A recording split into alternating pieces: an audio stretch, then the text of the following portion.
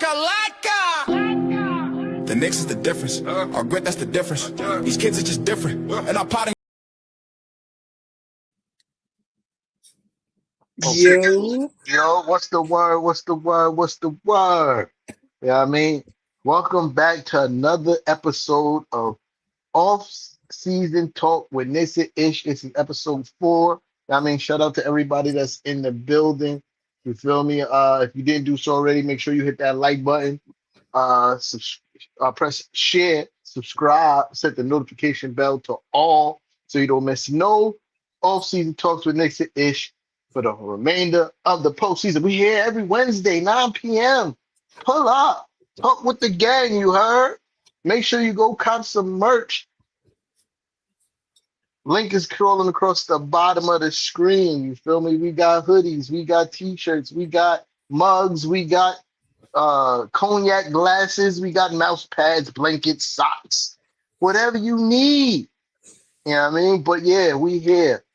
Shout out to my guy Michael Brown in the building for sure. You know what I mean? As always. You know what I mean? My guy Maddie Smooth is in the building as always.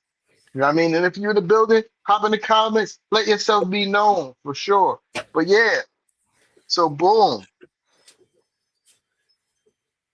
With the off season being in full swing and people returning, there we go. Jeremy's house is in the building. You feel me? What's What happening, up, champ? champ? What happening, champ? Darlene, what's the word, sis? What's happening, champ? You feel me? Nicholas is in the building. Yes, indeed. Yes, indeed. Uh, but yeah, postseason full swing. We spoke about all the other re-signing, but we wasn't here when my guy JC00 pulled back up to the squidar. You heard? Pull back up to the squidar. Yet another masterclass move by the great Leon Rose. What we get him for, sis? Vet minimum 3.9. It's another masterclass move. Because even though Jordan Clarkson may not be an everyday off the bench guy, when he comes on the court, he is productive. Whether it's been offensively or defensively, I felt like he was a huge addition to what we did in this playoff run, having a savvy veteran like Jordan Clarkson to go to off the bench. And it was also times where in short spurts, he went crazy offensively and gave us a good 3-4 buckets in a row. You feel me? Like, man, hellified defense with somebody like Jordan Clarkson. You get another, you keep the nucleus, the whole entire nucleus, except for Mitchell Robinson, it is back. And that's super important, sis. Tell me your thoughts on JC00 coming back. I mean, I'm glad he's back. I think we were talking about it the night before on the show, right? Because he Mm-hmm. re-signed like the next day, and I remember putting it in the group chat like, "Hey, didn't we? We just said he needs to Mm-hmm. sign. They needed to Facts. sign him." I think it was a good pickup. I think you want to keep as many guys as you can for chemistry purposes. I think with the flaws that he has, he plays very well with Shamit on that second unit. Mm-hmm. So that's why, to me, I wanted him back. I think, you know, people say he didn't play defense, but I feel like last season he gave effort in playing defense. Um, and I think, it was said after we won the finals that his veteran presence and giving a speech to the guys about not giving up and continuing to fight and stick together, that's the type of veteran you want on your team. And so, although he may not have been, the Jordan Clarkson that we know from Utah and LA, we don't need that Jordan Clarkson. We need exactly what he gave us last year. Because realistically, when you think about it, without him playing as well as he did, Shamit doesn't play as good as he does, and vice versa. But even just being that veteran during the playoffs is really important, especially since, our guys aren't young, but they're not vets. So, I mean, I'm super happy. 3.9 mil. I mean, we're going to get that back easy.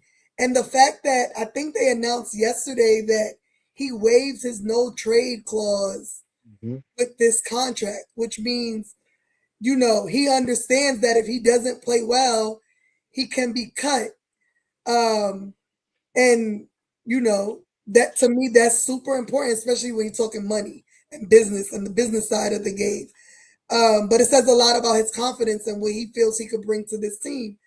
Um, and just the way you see him with the guys, you see him with Jose, you seen him with Sohan, you see him with the young guys, and how well they connected. I mean, that's important. That's super important because to me, winning the finals wasn't only talent, it wasn't only Jalen Brunson, it was the chemistry of the entire team.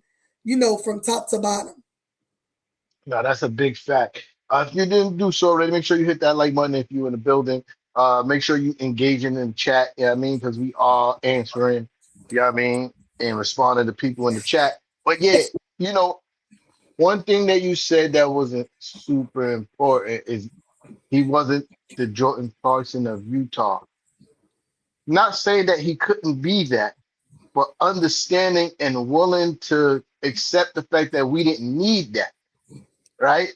Like that really be a difficult part for a lot of players, especially offensively inclined players like Jordan Clarkson, to have to realize like, yo, we don't need you to score 15 off the bench. You feel me? We need you to pick your spots and be efficient and play defense.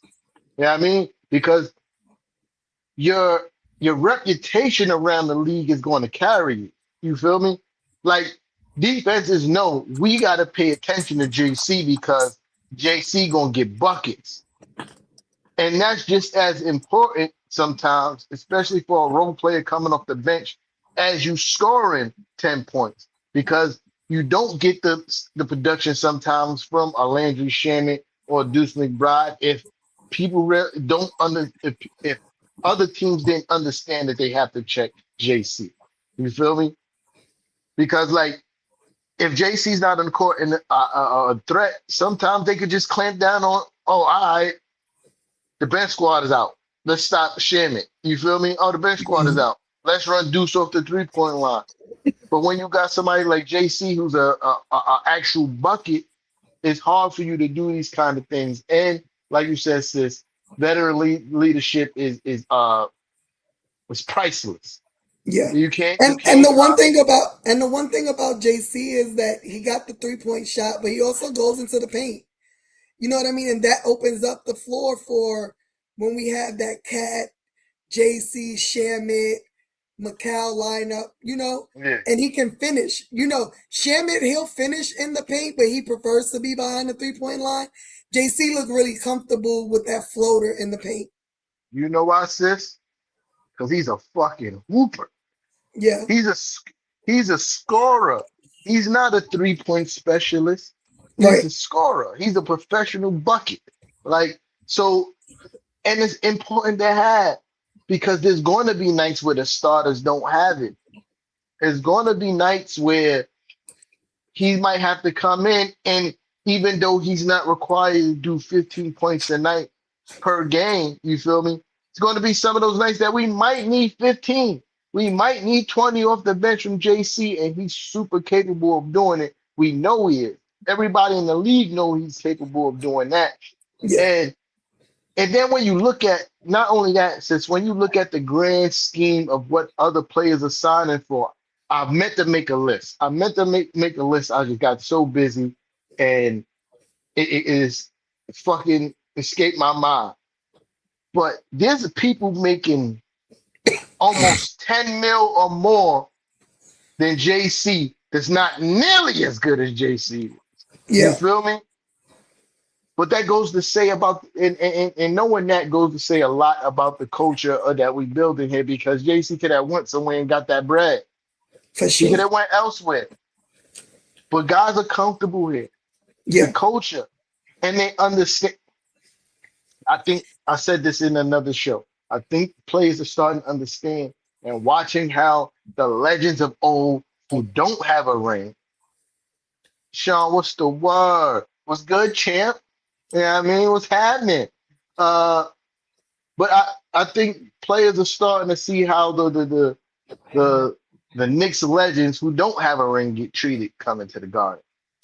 Yeah. And I think that holds some kind of weight because at the end of the day, right, you're in New York, you're going to get endorsements. It may not be the nationally televised endorsement, but you're in New York, you can supplement your income with endorsements for sure, right? Easily.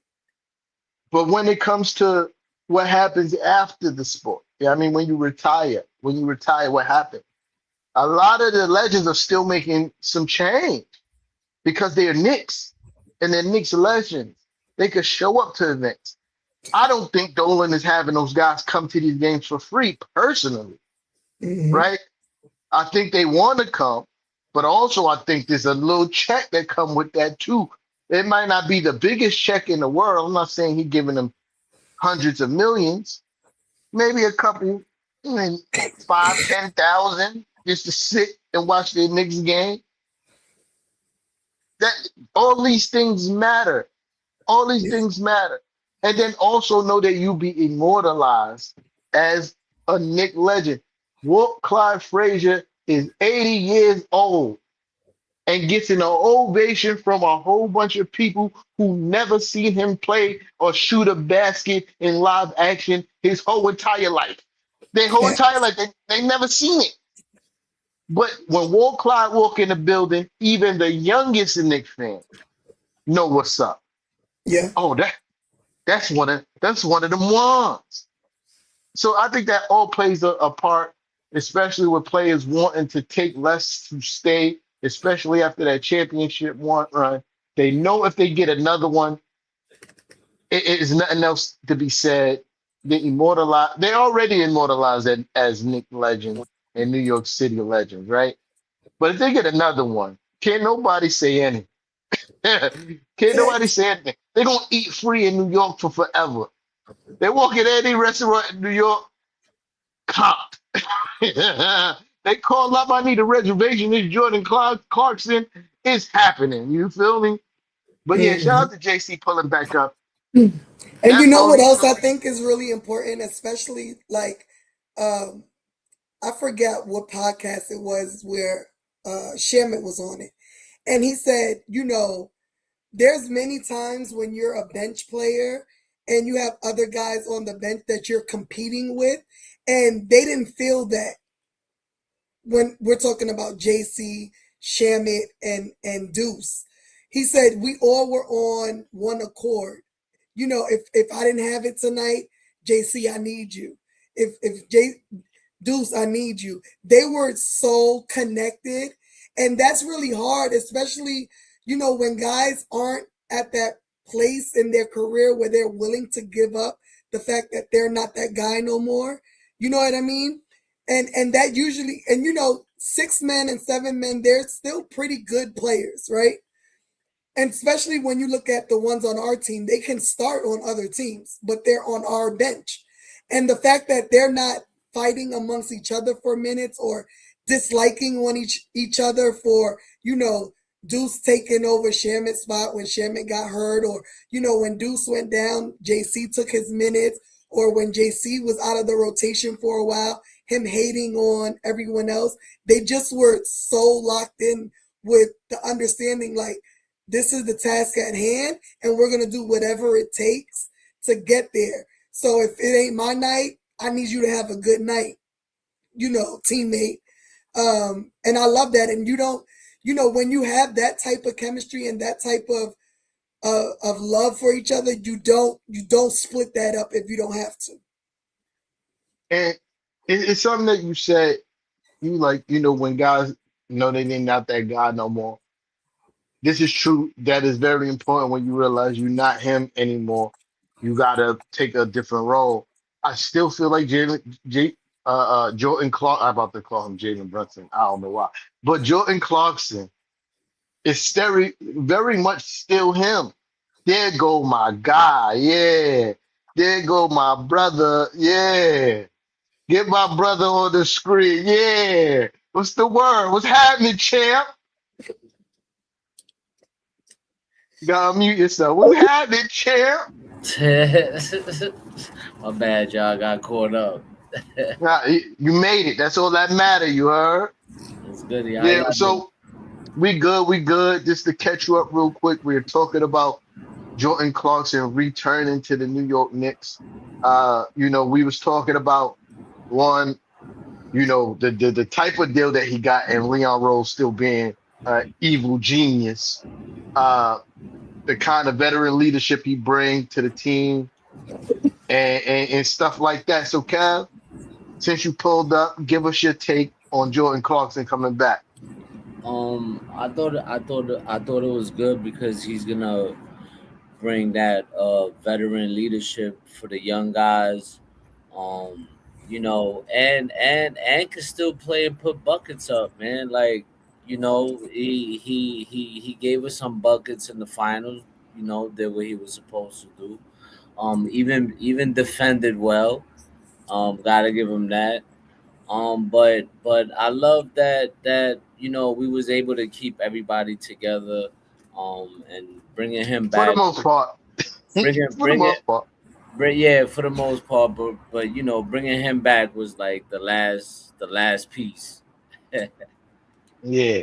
Yeah, now JC coming back is definitely tough and big pause because you want to keep that continuity going into after winning the championship. You feel Yeah, me? Like you want to keep that continuity. Uh, if I'm not mistaken, there's still one more spot that we could sign a free agent to. Who knows what's going to happen? I got my ideas. My ideas are usually a little bit left field and probably not going to happen, but they be my ideas. Yeah. I could wish, you feel me? But right. uh, so the SBs happen tonight. Yep, it's happening right now. So all right, we're gonna keep that into a little bit later. I know Mrs.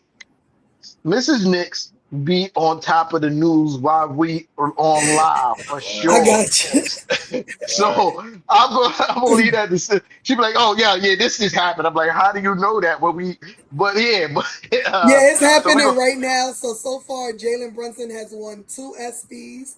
He's won NBA Best NBA Player, and he's won Best Championship Performance. He Well want best deserved. NBA player. Well Yep, deserved. Oh, he better have. He better have for he did. sure. Oh, So it's we gonna be a still have, rant. I think we have 2 more. They haven't announced winners yet. It's gonna be Best Team and Best Play, the OG Tippin. Ooh, Well, a clean sweep. That's what yeah.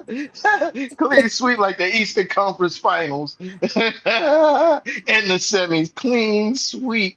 But you know what? I'm super happy because as much shit as people talk about Jalen Brunson, it's not us Knicks fans and us on the show, but like you have to finally acknowledge greatness when you see it. You know what I mean? And to me, that's one thing about the ESPYs that I like is that they wait until everything is over to Mhm. then, announce winners. Because realistically, Jalen Brunson won the NBA Cup, the NBA Cup MVP, the Eastern Conference Championship, the Eastern Conference Champion MVP, the finals, and the finals MVP. And he didn't win the MVP of the season because y'all didn't wait till the end. You know what I mean? Like, there's no way someone wins all that and doesn't win MVP of the season. So I get what you say, right? I definitely understand and I agree. I agree about 80%. I say 85% I agree.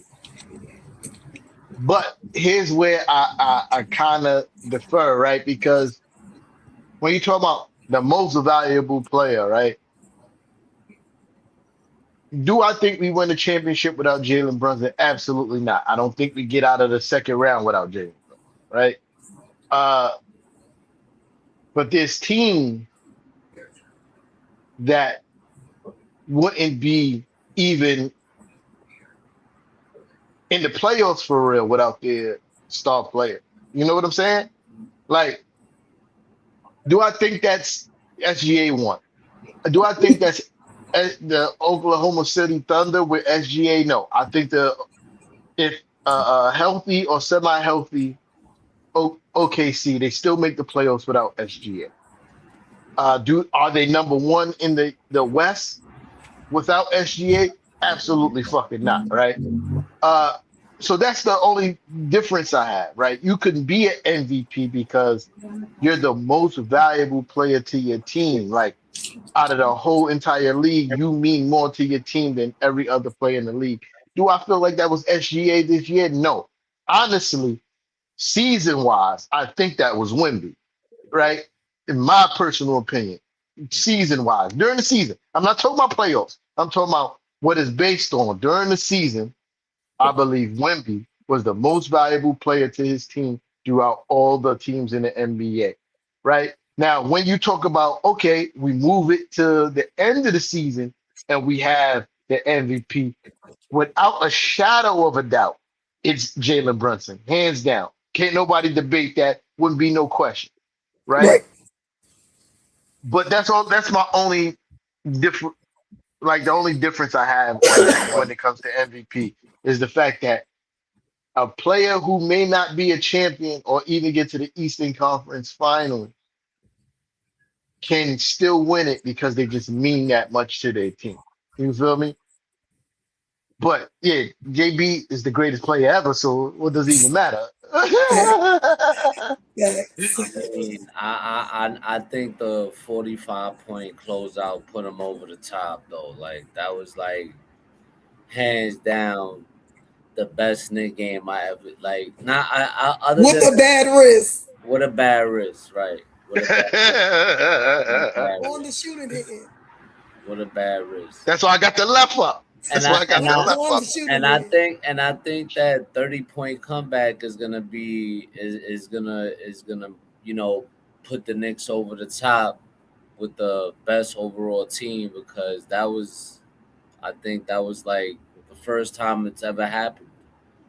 Kev, And not only that, I mean, going what we went 16 and since I was about to say the 3, same exact shit. Yeah, I was about to say the same 16 exact and shit. 3 with a total of what, like 6 points right. that we lost. Like that. It was like a plus 282 or something Yeah, I like don't that. think, I mean, Greatest point differential in NBA history. In the Right. yeah. history. Yeah. Yeah, I mean, so yeah, I mean, I think that's why we win that. And clearly, when we talk about also the best play, OG Tippett, after coming back from 30 points. For that to be the play that seals the fucking game.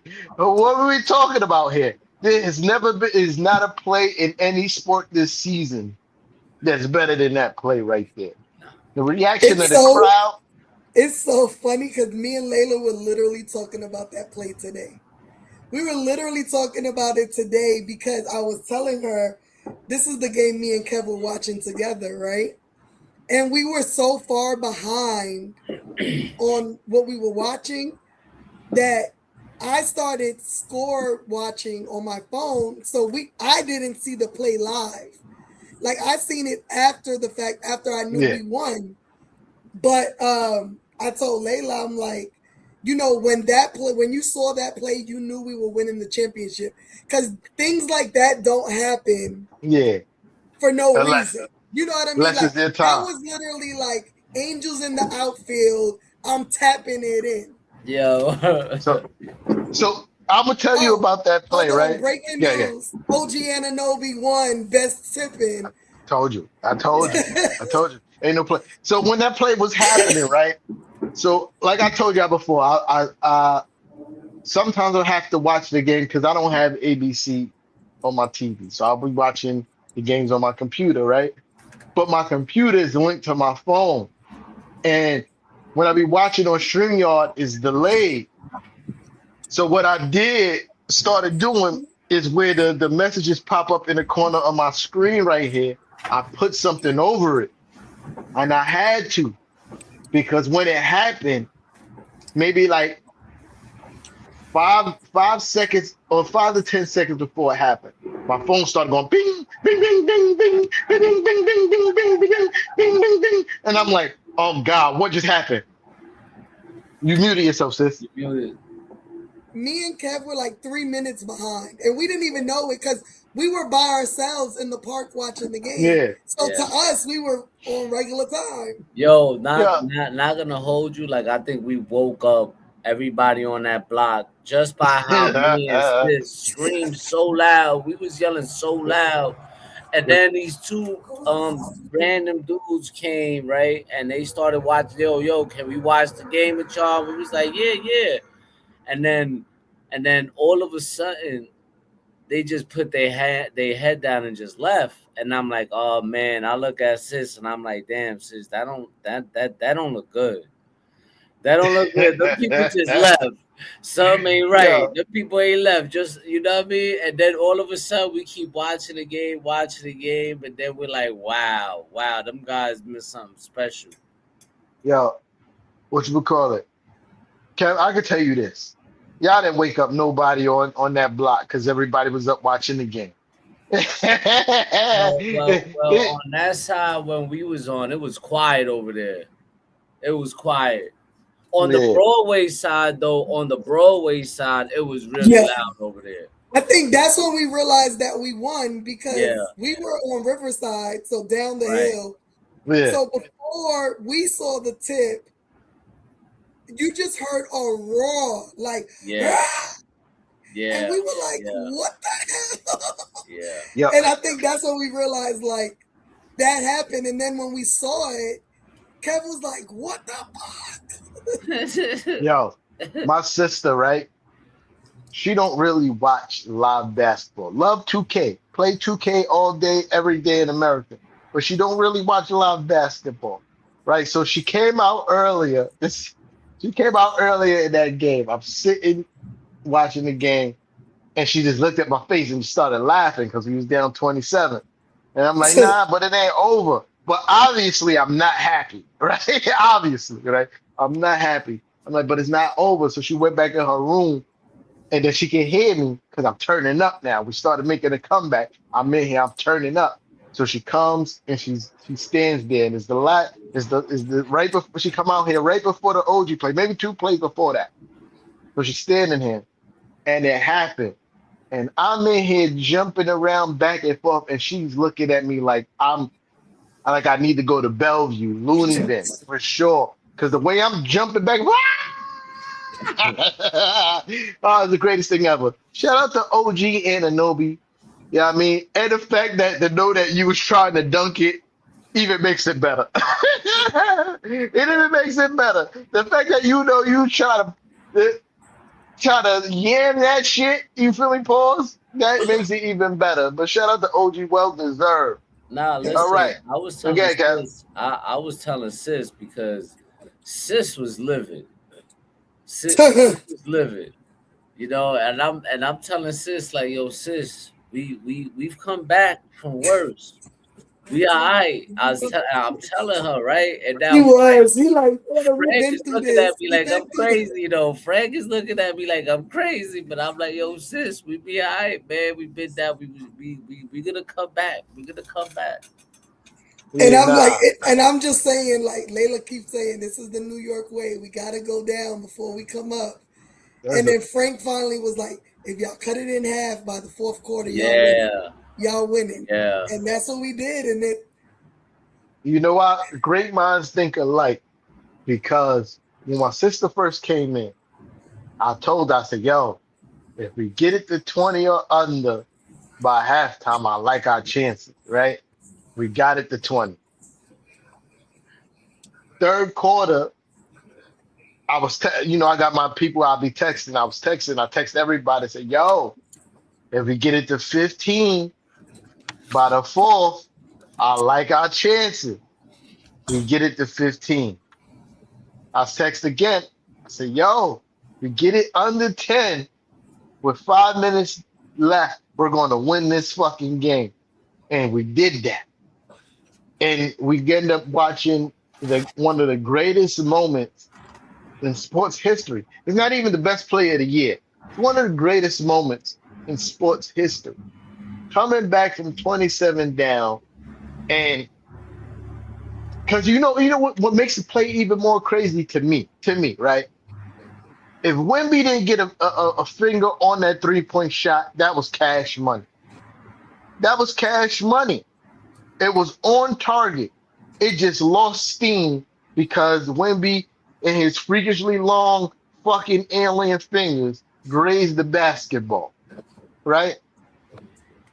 But to come from passing the ball out of bounds to tipping it in over two Celtics greatest play in NBA history. It's sports history for that matter. It's up there with that.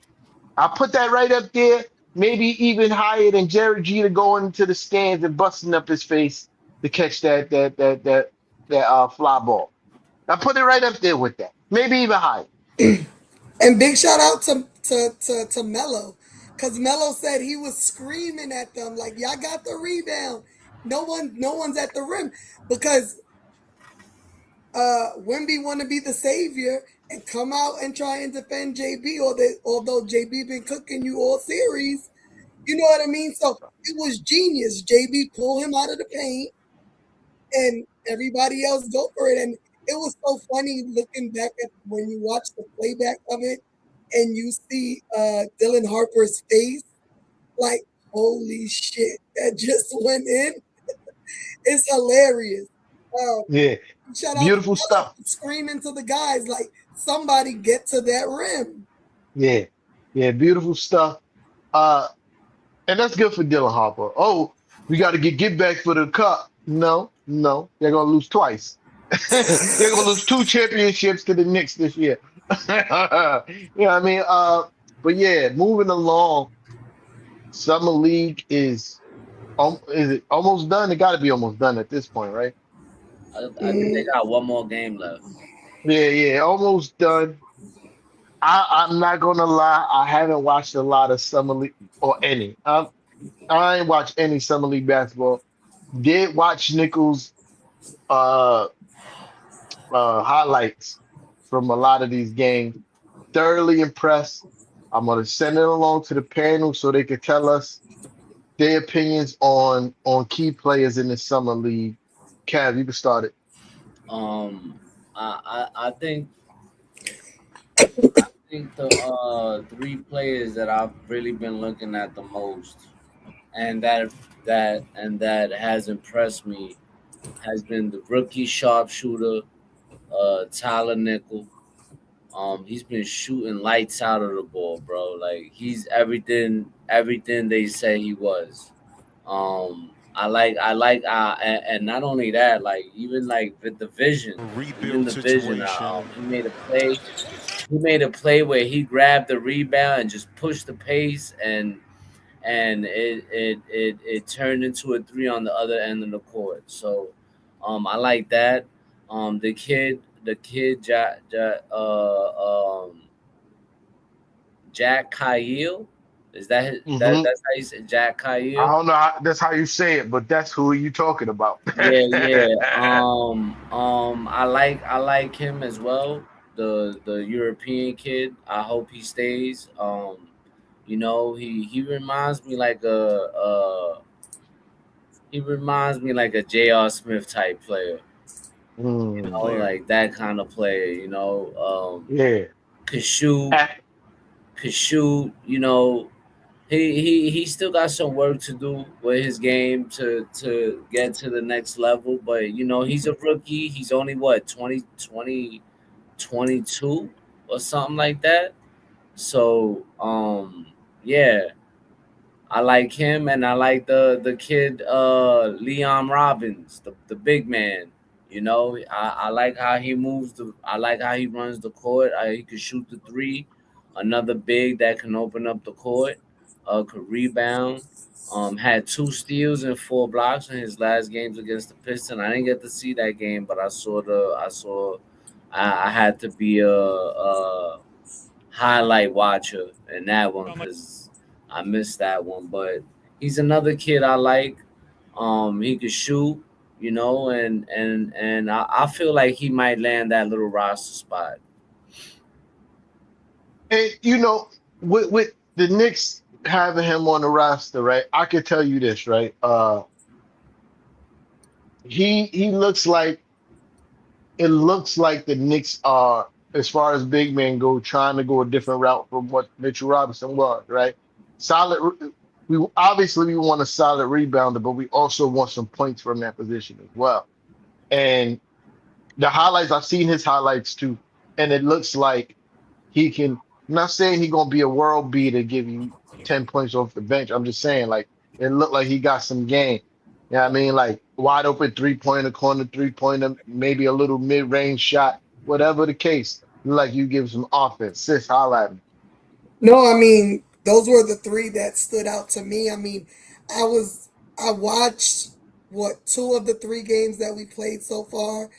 I was watching for the rookies to see what they bring. You know, I don't watch college basketball like that, so I had no idea other than pulling up highlights.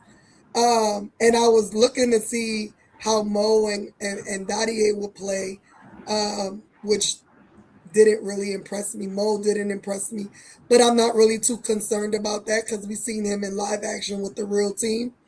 Um, Dadier looks like the same. Doesn't look like he's like gotten better at anything. Um,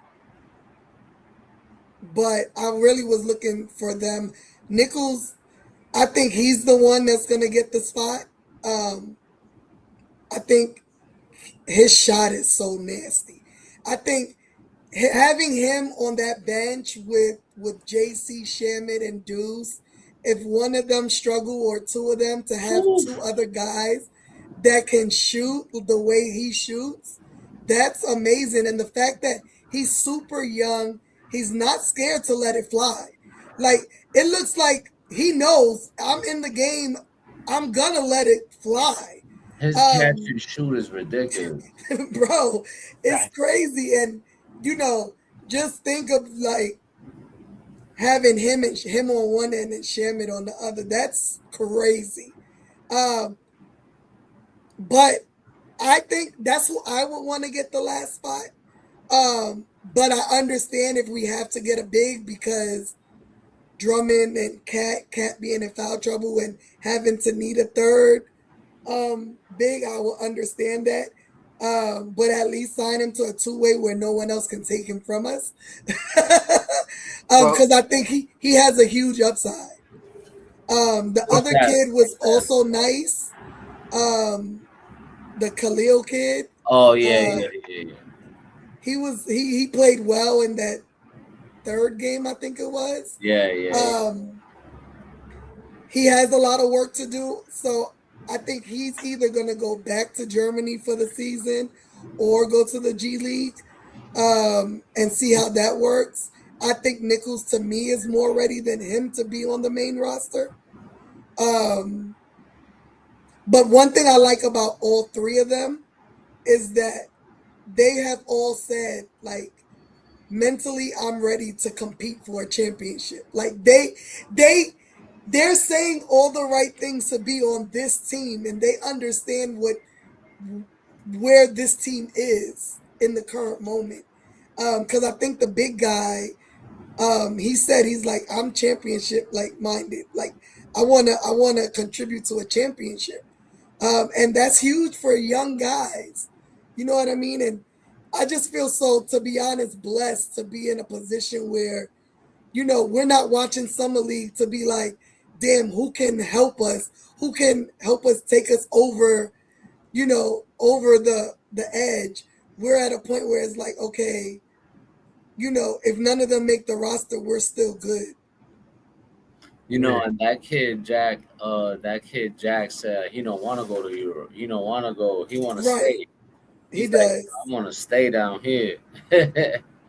And I get it for him, right? But for the Knicks is a financial thing, right? Because if we keep him, his money comes on our books. Like I'm sorry. Who y'all talking about? My fault. the That kid that Khalil. the European kid Jack Kayil. I think he might be the odd man out, honestly, right? With the need of a third big and the talent that uh uh Tyler Nickel has, especially shooting the ball. I see him as the odd man out. I don't think we need another dynamic scorer, and that's what the European kid is. I can't pronounce his name, so I'm not even gonna try. Uh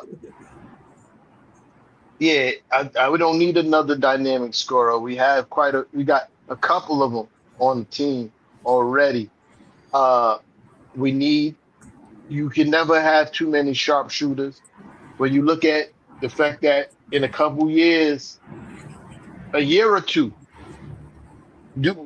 we're gonna be outpriced for Deuce. We can't afford Deuce when his After contract this comes up. year. Yeah, we're not gonna be able to afford him.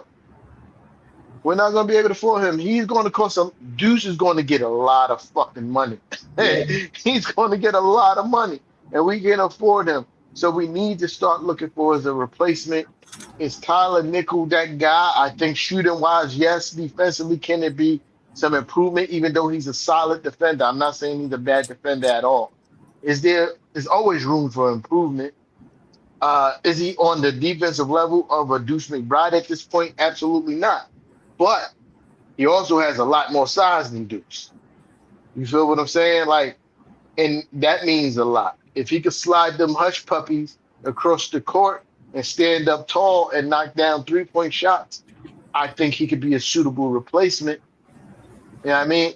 So he also does play defense. I've No, seen I'm like not saying. highlight. Yeah, I said he's not a bad defender at all. Oh yeah. I'm not saying. I'm just saying he's not upper echelons in defense. You feel me? Yeah, for Like I sure. feel like Deuce McBride is above average defender. He's not upper echelons neither, but he's above average. I feel like Tyler at this point is an average defender and he has size, which is good. Yeah, I mean, which is good. And I'm not knocking that. That is a good trait. To be an Hmm. average defender in today's NBA, solid work. Good job. You feel me? In today's NBA, solid work, good job. He has the size to be better. That's all I'm saying. If he Hmm. has the commitment to wanting to be better on that end of the court, he absolutely could. Uh, and I think he's a suitable replacement for when we can't afford Deuce. Yeah, I mean, like, and what I was about to get into was his release. He don't need no space. That's the crazy part about it. He catch the ball, you give him a slither of a window, count it, motherfucker, count it. Wow. Yeah, yeah, and I love it. I love it. You feel me? Like Um. Even Deuce for real. Like he's an undersized guard. He had to augment his whole like lift on his 3-point shot that make sure he's able to make 3-point shot. This kid is just naturally like that from 3-point range with contested jump shots. All he has to do is continue to stay in the lab and improve on what's already great. And he could be a contributing part of this team for years to come. If if if we saying to land the plane, if we saying who deserves a spot on this roster, my vote is Tyler Nickel. 5-5, you heard? Double nickel, you Double heard? nickel. Um. I wanted to respond to Coach. This one. Yeah, I'm Um. not even seeing these comments. That's crazy. Yeah. Listen. Like I like the kid. Khalil Ware. Oh, That my fault. I did um that. My bad. the Bucks just got from Miami in that Giannis trade. I think he's a great piece. I mean, listen. I hope you're right, Coach. I hope you're right. But at the end of the day, I just don't know if Milwaukee will make that trade. I mean, they just traded their star player for him. I would think that he would be a big piece. Pause that they would want to build around. You know what I mean? Like he's not no bum ass player either. I think it might take more than Tyler Kolek, Deuce, and Pacum Dadier to get that guy. I'm gonna be honest with you. The weird kid. Yeah, the guy Khalil Ware, man. He's listen. That kid is good, man. He ain't no bum. You know. I'm not saying that. I'm saying Khalil Ware is definitely at worst, right? At the very worst, a backup in this league. At the very worst. And he could start for a lot of teams. Yeah, I mean, I'm just saying at the very worst of his talent, he's a backup. Uh, I can't see him wanting to play third fiddle. I can't see it, right? And you don't want to trade for a guy who, because he's still I'm ready young. to be there mentally. Yep. Yeah, he's still young. He wants to be on the court hooping. You feel me? Like, I mean, coming to a championship contending team like the Knicks might, and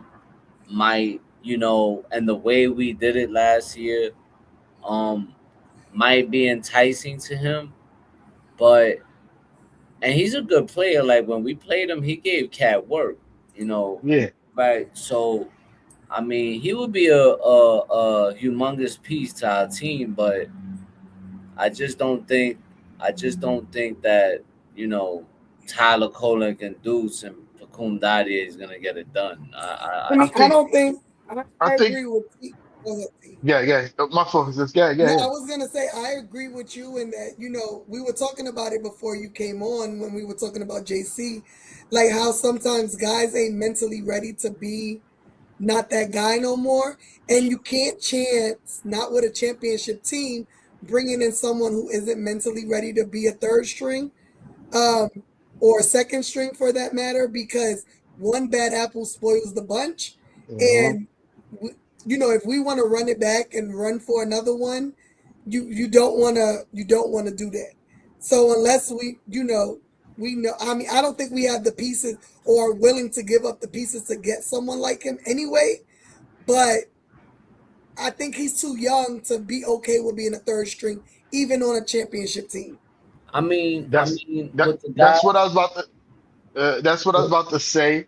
Mhm. Is that I don't think he's old enough to understand what that really means. And then you also got to think about it too. This is the prime years where they get their money. You feel me? For for somebody that young, it ain't really all about the championship rings because what he's still like we thinking like 24, if that, you know what I mean? Uh what's the prime years for you to get your chicken? And you can't do that as a third stringer, even if it's on the championship team. You know what I He's mean?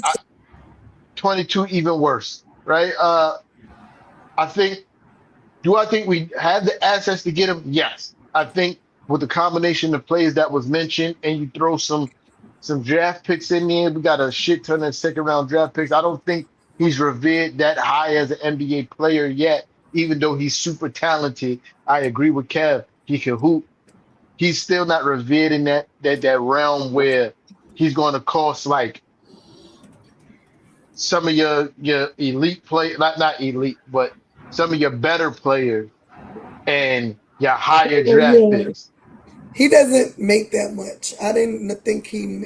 I thought he made more than that. No, no, I'm not talking about right now, sis. I'm talking about him being on the court to perform No, no, to no. make better money. Yeah, I No, no. think I'm thinking. I'm thinking about trade pieces you because he know. only yeah. makes $4 million, 4.6. Hmm. So it wouldn't even take a big package. It would just take. It would take them wanting someone of ours. So maybe a deuce. You know what Yeah. I mean? To be honest with y'all, man, like I disagree. I think that you know he comes into a situation where he got a lot of veterans on a team that know how to win. You got a captain in Jalen Brunson. You got Carl Anthony Towns that a lot of people don't talk about in his leadership and what he means to the team. You got Josh. You know, you got every single position on this team, you got some kind of leadership vet that's gonna make him feel comfortable and make him feel a part of it. Where it's gonna motivate him to want and then being in New York where you're gonna have an opportunity to win a championship instead of being in Milwaukee. So I think I think it'll work, but it's just who is it that we got to give up together? That's the You question. you can in theory, what you're saying in the ideal world is fire. Yeah, I mean, in the ideal world is fire, but we're not talking about second string here, right? Because I think we got Andre Drummond for that second string role. We know Mike Brown is going to, at least in the very beginning, at least in the very beginning, Andre Drummond is going to be the backup because he's a veteran. He's been around the league forever, and he's a fucking monster beast on the boards, right? Again, where is I agree, talented kid. Like I think he has tremendous upside, and I also believe he knows he has tremendous upside. We don't know how he gonna react to being like, all right, you went from damn near starting on Miami to now you're on Milwaukee, where you're projected to be a starter there, to being possibly third string. That's a big ego killer. It's a big ego killer.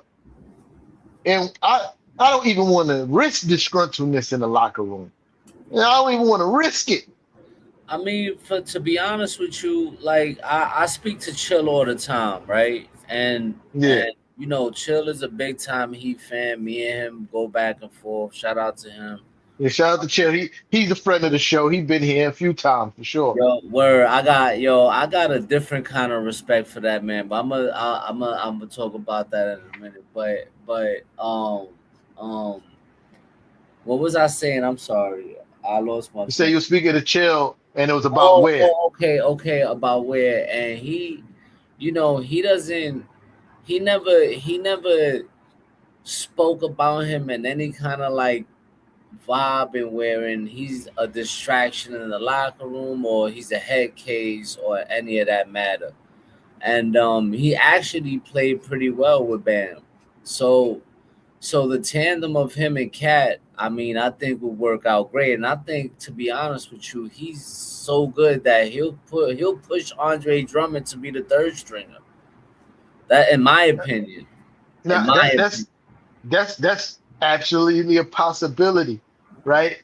yeah. But the difference between that situation and what he was in Miami, there was nobody but him and Ben.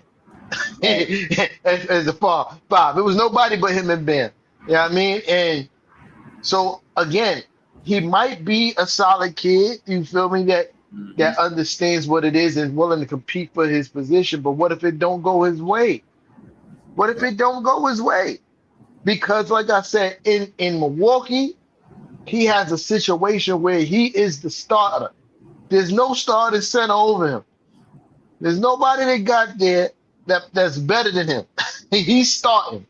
You know what I mean? And this is, like I said, this is the year where he earned. These are the years that he earned his bread. I don't know how much time is left on his contract. Uh, this is the years that he earned his bread. You can't earn your bread on the bench, third string. You know what I mean? And that's a lot for a young man to. We even heard Josh Hart talk about how hard it was for him to go to the bench at the beginning of the season and deal with that. We talk about a veteran who's been through everything that the league has to throw at him. And we all know to be a solid individual and a good locker room guy. Even he spoke about the struggles of going to the bench. Now, Kev, I'm not saying that what you're saying can't work. It absolutely could work. Right. I'm just saying I'm not willing to risk it for where. You know what I mean? You have, like Sis said, one bad apple could spoil the bunch for sure. You know what I mean? And then we got to trade away people I like too, even though they don't play as much. Right. You know what I mean? Since we had another topic that wasn't on the itinerary, I forgot. But I'm gonna say this: if it happens, Kev, I'm not mad because You've been Facts. right. Facts. You've been right so much Facts. that I trust you. Yo, Kev, wasn't I've been saying this for years, haven't I not? I've been like, yo, I don't understand how people don't know that Kev been right a lot. Because Kev been right. I wasn't for him, but look who I got on. Yeah, I love that shirt, man. That shirt is You fire. see, it got the Oh, the Jose, yeah. That shirt is Me too. fire. I ain't gonna lie. I was against Jose too. I was like, we don't need another small guard. Kev was like, nah, Kev has nah. been right so many times. So if we get him, I'm cool with it.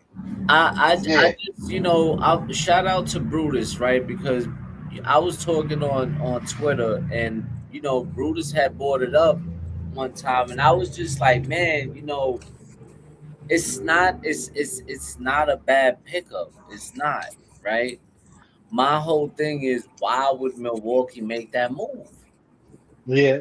You That know, is also true. that's the only thing that was my thinking at the time, because I'm like, yo, they just traded Be Giannis honest. for him, so I'm thinking like, all right, so if Milwaukee picked this kid up, they must think highly of him, you know, so they're gonna keep him, and along with the other guy that they just picked up. What up, Ron? What's goody, man? Appreciate you for pulling up, champ. Salute. Um, Yeah. and so like I said, like I think the kid is great, man. Like I actually, man, I could just picture him with the Knicks, man, and what kind of fucking problems we would give to him. If we was giving problems to people before, with him on the team, we already gonna give people fucking headaches. Cause this guy he could be a double guy coming off the bench, and he can shoot. So, like he instantly replaces everything Mitch did. And now defensively, I can't tell you if he's that type of, like that right there. I couldn't tell you if he's a great defender or not. I'm not gonna sit here and act like I know. But offensively, he is gonna give you everything So, Mitch gave you. so when it comes to his defense, Mitch is fucking special, bro. Yeah, Like it, it, right. it so when you talk about replacing Mitch defensively, that's something that you literally have to cut out the equation. He's Yeah, special in that regard. Rebounding and defense, he's a special player. right. Uh, but where is solid, Yeah. maybe even above average, even at his young age, right? Hmm. Uh, he could. There's room for improvement on the rebounding end, right? That's where, but defensive wise, and and and, and like you said, his additions to the offense, he's not a great 3-point shooter, but he can knock down the 3-point shot. To Right. me, that's with practice he could be really good. Right. Because like you said, he's only 22. Uh, I like he's if it happens, Kev, I'm not saying I would be mad. I'm not saying I'll be mad. Right. Right. I think that would be a welcome addition. I just don't see it happening. One, two, I don't want to give up what we have to give up to get him Yeah. because it's going to be low key a king's ransom as far as role players and draft picks go, right? Mhm. And we just spoke about keeping the core together. Yeah, Yeah. I mean, we spoke about keeping the core together. Well, the core's going to be gone because quite a couple of those bench players is out of here. Yeah, I Well, mean, only reason why I mentioned the way it was because of coach, right? But the Knicks have been rumors to pick up and make a trade for a big guy, because they've been looking at the kid from Charlotte. What's his name? I forget his Mo- forget his name. I know you're talking about the dark skinned kid. I can't pronounce Yeah, his with the name. braids. Yeah, Yeah, I can't pronounce his name. he's He's like tough. he's tough. So I know the Knicks have been rumored to trade for a backup big man after losing Mitch. Um, so Oh, I you're mean, talking about Diabate?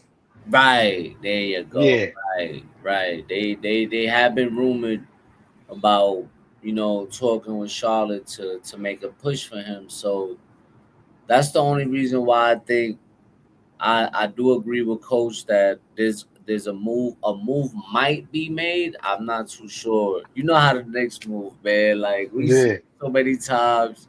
We see how they traded R.J. Barrett and Quick for OG. Like that shit came out of nowhere. Like it caught. Like we woke up the next day and the trade was made. We was like, yeah. what? I mean, shit, even the Jose trade, right? Because we thought Yeah, it didn't go through because we had just did that other trade, and then we traded the guy that we just traded for to get Jose. Yeah, this I put The, nothing past them. So the I yeah. think Josh whoever trade. the Josh trade exactly. And I and I think feel like if we, I'm sorry, sis, hold that thought real quick. I'll land the plane fast. mhm. I feel like even if we lose Tyler Kolek and Deuce, we got the backup and Jose and Tyler Nickel. I don't think both of them go. I think one or Yeah, the other. yeah. I Yeah, think it'll be like a Deuce Dottie A probably. Because I I, mean, realistically, Dottier's in what year 3? yeah. He's not going to get any burn on this Knicks. We need to just move on from him. Maybe it'll be best for him. But I haven't. Just watching summer league and when he's in the G League, he's killing. But it's just not. It's not transitioning into the game and realistic into NBA play. And then where's he gonna get minutes on this team? Like yeah, whose minutes is he taking? He's not taking anyone's. No. yeah. Uh, I think if we talk about trade, Deuce might be out of here this year. Uh, like I said, his last year, his contract, he's gonna cost a lot of money. Dolan made his statements very clear. I think Deuce might be out of here. Uh, I could definitely see Tyler taking over Deuce's spot. Uh, having Tyler and Jose on the court at the same time is going to be something special, honestly, if you think about it. Both of them could shoot, both of them could initiate offense. Uh, yeah, both of them could initiate. Leave that up there because I'm talking and I want that to distract me from my thought process. You know how that works. But Yeah, yeah, I think both of them they both could shoot. They both could initiate offense. Are they going to be an undersized backcourt? Well, we've seen that undersized backcourt win a championship. We've seen the undersized backcourt come back from 27 down. So 29. 29, excuse me, 30 points. 30 points down. You feel me? So I'm not too much worried about that. That was a concern of mine in the past, but not so much anymore. But I could see Tyler stepping into Deuce's role, sending Deuce to a different situation where you go get some bread, um, because you don't want to lose him for nothing, right? Yeah. We lost Mitch for nothing, but we also needed him to win the championship, so we couldn't trade him, right? So like, but I And, thi- don't think Deuce is that as much of a central cog as Mitch was. Yeah, Cat. and this kid is gonna bring you youth. He's young. He's 22. He comes from a he comes from a winning culture in Miami. I mean, let's be real, Miami. As much as we don't like them Their guys, coach well, yeah. but you got a guy like Coach Spo. And when I hear Chill tell me, I don't like that trade. I do not like the trade. I feel like we gave up too much. I'm like, Yeah, okay, that tells me a lot because Chill is a guy that he's like us. He likes to build from the bottom. Keep your young core together and build with your young core and add and add and add, like we like how we've been all these years. Build with your young core, keep your young kids. So somebody like him, man, on this team, I think it's a huge boost, bro. So nah. again, Kev, I really don't have no issue with the player himself. Yeah, I mean, I think Yeah, he's solid. yeah, I just don't understand how that fits in a place where it's advantageous for us. You feel me? I don't see how that trade works out where we come out the victors in that trade because I'm pretty sure as much as we see who where is Milwaukee sees it as well. You feel me? yeah. So like yeah, it ain't gonna be cheap, gonna No. cost a lot. But to 6.2, going back to Pacome Dadier, where he gonna get his minutes from? We got we got Kumo D on the team. He's a wing. He ain't getting no minutes over Kumo D. Not one single minute. Not one single minute. And like you Kumo D, that is the future. That is the future. Watch we see Kumo D get a lot more minutes this year. A lot more minutes. We just locked him down for four. We just locked him down for 4 minutes, 4 years. No money. No money. He gonna be playing, and like I said a few shows before, that he's gonna be the most undervalued contract in the whole entire NBA. Maybe not next year, but the year after, the most undervalued contract. We seen too much from him in this last season.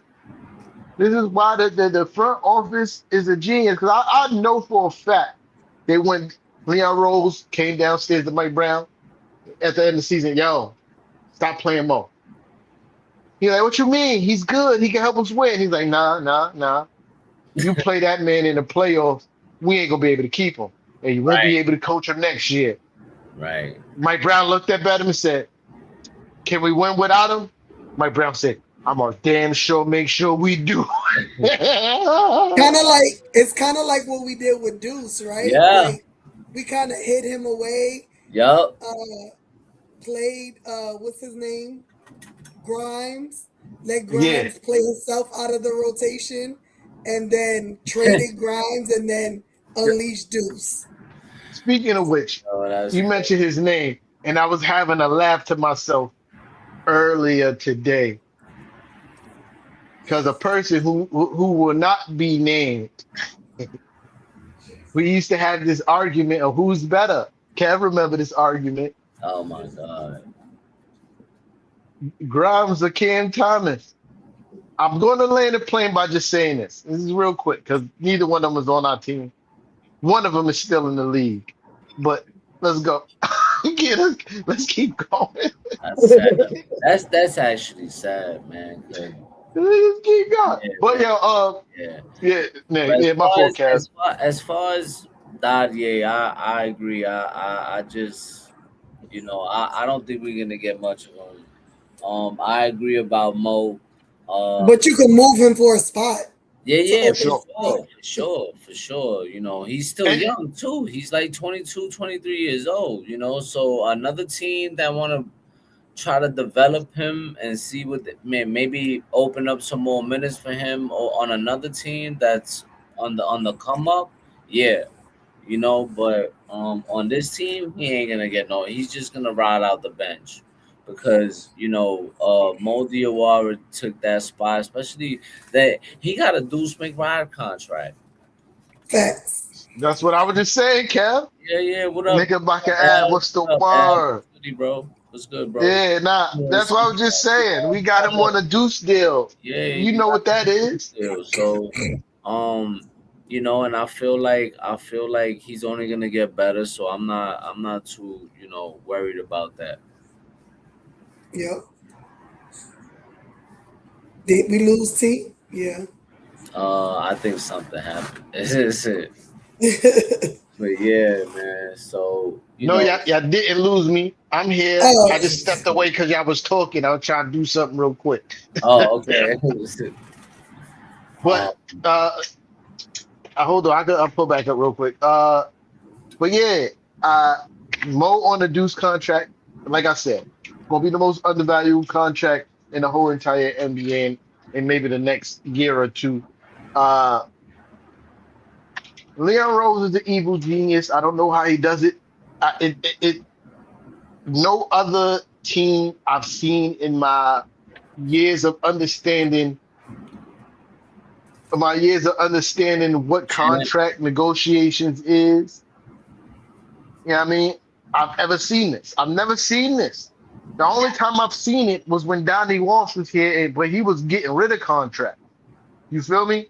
He did a hell of a job, man. Fucking James Dolan fucked that shit up. No, Isaiah Thomas.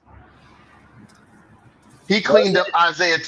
Yeah, Donnie Walsh cleaned. Donnie Walsh cleaned up Isaiah Thomas' mess. No, yeah, but what I'm saying is after he did all that is when James Dolan was like, nah, fuck all that, make the trade and get Melo. Yeah, for sure.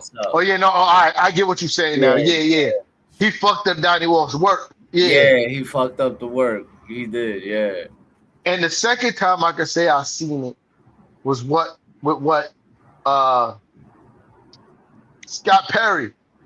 What Scott Perry did, giving everybody the 1-2 year deals as far as contract go, and kept us flexible, because I don't think if Leon Rose didn't inherit that healthy situation as far as contracts go, we are even near the space we were to be able to win a championship in 5 years.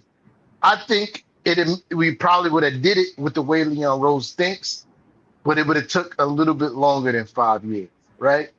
I think Leon Rose came in and inherited a very healthy contract situation because of Scott Perry. You know what I mean? And I've been saying it since we had Scott Perry. And Scott Perry we trust. Thank you, Scott Perry, because I also feel like we don't get here without you. Right? That's a fact. Because, the whole roster, I'm sorry, Kevin, I'm going to land the plane. Mm-hmm. The whole roster was on 1 and 2 year deals with team options. We had a very quick turnover on the roster because everybody was gone. We kept Jules and RJ and Mitch. Everybody else was out of here. Pack them up. Yeah. And then the players that he drafted and signed were the pieces that we used to bring all the guys that helped us win a championship on this team. So that's how much value those guys had.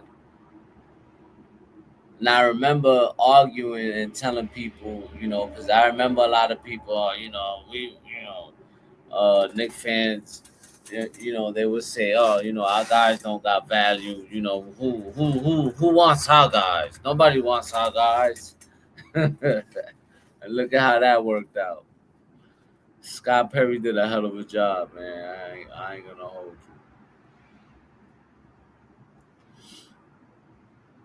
you. You on mute, sis. You on mute.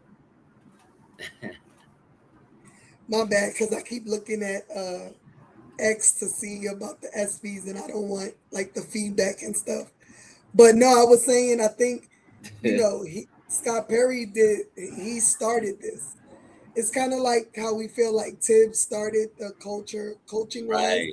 Scott Perry started it, president and GM wise, because without the move for Jules, we may not have JB. You know what I mean? We just don't know what we would have ended up with. You had to build that stepping stone. So he absolutely gets props. Leon is just. When we brought Leon on, a lot of Knicks fans weren't happy because of the lack of experience. And for me, I was very happy because I'm like someone who has deep connections with players, someone who, to me that was important because especially with a sport that has a cap, you have to find a way to get guys money elsewhere. And when you notice what Leon has done and you notice the guys Leon has kept, if you go back and look, right before he signed them for less money, they are on commercials, they have endorsement deals, all that is set in stone prior to them signing a less than contract. Remember when we were about to extend JB, and I'm like, guys, are y'all seeing him on these commercials, the AT&T commercial, Don't. and then I was like reading all the endorsements that he didn't like don't have commercials for, but he has all these endorsements like just popping up out of nowhere, and it's like this is what playing in a big market can do for you, right? Like that 113 million less that he took as a Knicks player, he's gained in everything else plus some.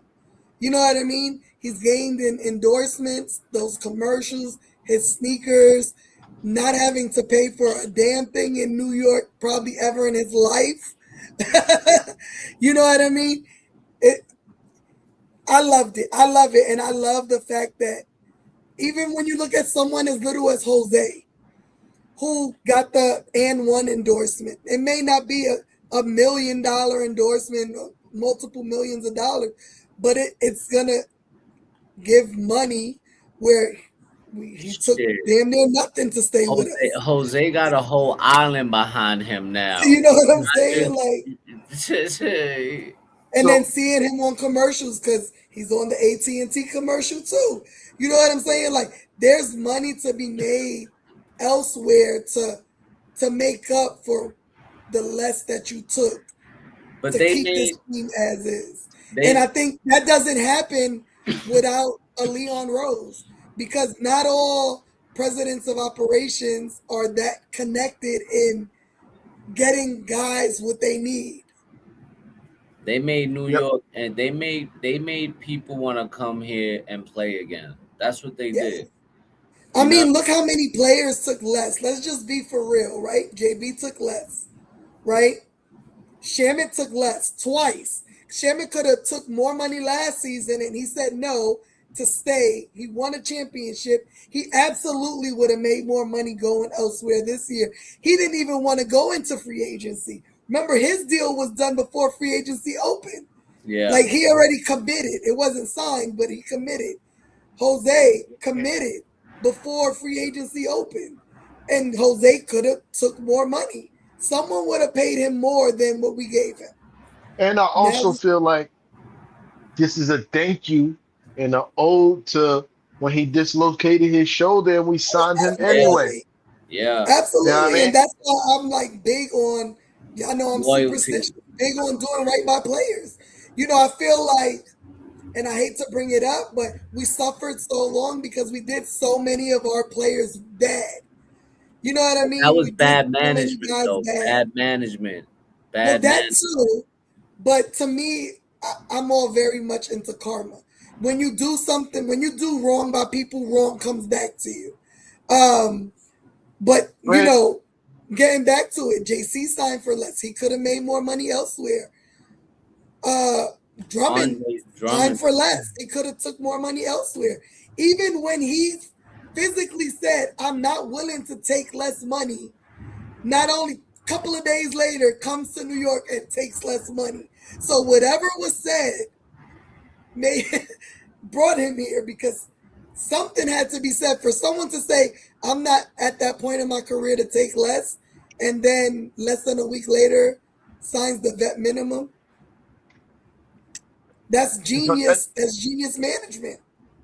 because it is genius management. And I also think Drummond's agents told him, like, yo, there's some money out there, but it ain't the money you think. If you go and help this team win the championship, you could probably get more money the year after. Because Andre Drummond ain't super old. What he like, 33? 32. 30. 32. He got at least another 6 more years. Not six. Nah, probably 32. like 2. Two, not four. I give him four. 36. Because on not DeAndre Jordan been asked for the since he been 30 and he still be on team. You know what I mean? So he got another and I think he like 38 or some wild shit like that. I Uh think, yeah. so I think he got a few more years in this league. And if he helped this team make a deep push and he's a contributing factor to that, that also brings more money for the year to come. You feel me? Then you could go back to being like, yeah, I want 15. I don't think he was getting 15 this year, right? I think his ceiling was more around the 8. maybe 9, 10, 10 range, 10 max. You feel me? For the I'm about to call him Drummond. DeAndre Jordan. Yeah, I was about to call him Jordan for sure. Drummond. That was the high. That's the max for him. Yeah, I mean, but to what Sis was saying about karma, I look at it more as what the legal system call the fruit of the same poisonous tree. You feel me? Like everything happened as a chain event because the root was bad, right? We had an owner who was hiring people because of friendship and in relationships, right? He was friends with Isaiah Thomas. That's why Isaiah Thomas got the job. Also, why he paid Isaiah that lawsuit for Isaiah and still kept him on payroll after he caught a sexual assault charge, right? It was loyalty to Steve Mills as a friend, not only as an employee. They were friends. They used to do dinners quite often, right? That kept Steve Mills around. Even though they were all inept at their job, it was obvious. Even the most casual fans could see that those guys sucked at their job. You signed Jerome James for you to be coaching and sit him on the bench, right? You sat him on the bench, right? Then you signed Antonio McDyess after he had a major injury for a sizable contract. And then as soon as he get healthy, you trade him. Then you got Steve Mills, who is probably the most clueless GM I've ever seen in my whole entire life. And then after you, not only did you sign him as a GM, you promoted him to president of basketball operations. This is why we get. This is why. But the one thing Steve Mills did, shout out to him, he hired Scott Perry. And that was the best and only thing he ever done for the Knicks that led to this championship. Everything else, shit show. Shit show. I mean, all those things, all those actions are fruit from the same poisonous tree. And don't instill him. Because even after we win the championship, you didn't have to go nowhere and say that we wasn't going over the second April. That didn't need to be a statement. That didn't need to be a statement. You should have went to Leon Rose. Hey, gang, second April, we not doing that. Which gives him better leverage in every move he's about to make. Because when you show your hand and your cards, people be like, yo, I know what your boss said you ain't doing. So nigga, you gonna take what we about to give you.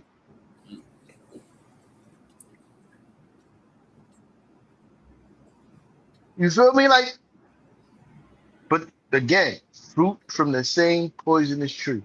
I've laid off Dolan for forever, but he's the poisonous tree. We just happen to get a good few years. Let me take that back. You know why? Because he shut up and stayed the fuck out the way and let the people who have the ideas and the acclimate for that part of the business to do their job.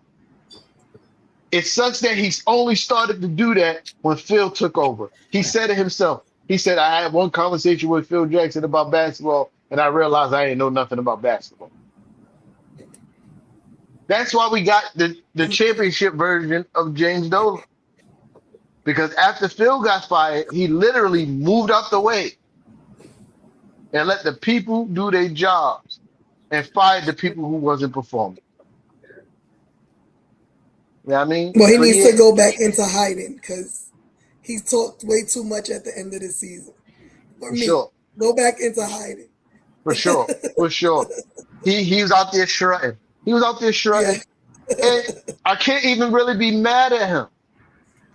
After being shit on for so long, especially by your own fan base, by being one of the worst, saying he's one of the worst owners in the whole entire NBA, You win a chip, you gotta shrug. You gotta shrug just a little bit. I did that. I did that. But I also knew what was up, and it was coming, pause, when he started showing up at the playoff games and handing out the game ball. I said, "Oh yeah, son about to make he about to pop back out on the scene and let Yeah. his Kev, you just changed your shirt? Yeah, you No, did. no, he had that Yeah, on. he did. Yeah, Huh? he did. He didn't have that shirt on. Yeah, I Yes, did. he I did. had this on. Oh, I had it on the whole time. I didn't see the. I only saw the blue shoulders. I didn't see the finals part. My fault. My fault. Yeah, but yeah, I think that was already going to happen. Yeah, I mean, but you got to shut a little bit when you win the championship. Now he got to shut up so we can win the second one. That's it. Facts. That's it. Facts. Before we get out of here, we definitely have a small window for the second championship. Well, JB got what, 2 more years left on his contract? Yep. Yeah, JB ain't going nowhere. He's a Knick for life, bro. Forever. But do you see him taking another major pay cut for us to be competitive? I'm gonna say yes.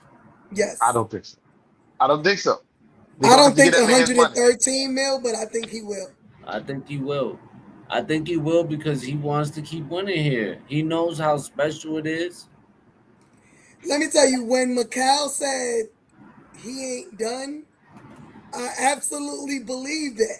That he's happy, but he ain't done.